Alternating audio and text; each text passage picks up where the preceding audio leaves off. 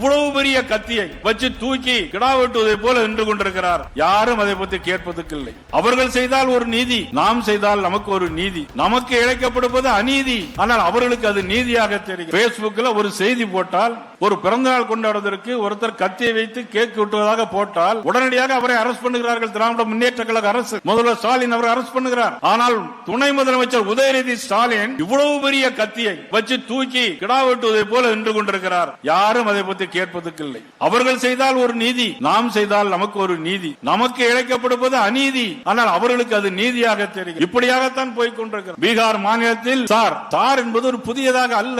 மக்கள் வாக்கெடுப்பு கணக்குகளை சரி பார்ப்பது என்பது ஒரு 20 ஆண்டுகளுக்கு ஒரு முறை நடைபெறுவது வழக்கு. பீகாரில் 65 பேர் வாக்காளர்கள் நீக்கப்பட்டார்கள். அதற்கு நமது முதலமைச்சர் ஸ்டாலின் அங்கே போய் சொன்னார், பிரச்சாரம் பண்ணினார். 243 தொகுதிகளில் 202 இடங்களில் வெற்றி பெற்றது பாரதிய ஜனதா கட்சி கூட்டணி பீகாரில். இன்னைக்கு பயந்து போய் நடுங்கி கொண்டு கொடுக்கிறார். என்ன ஆகும், இங்கேயும் சார் வந்துருச்சு.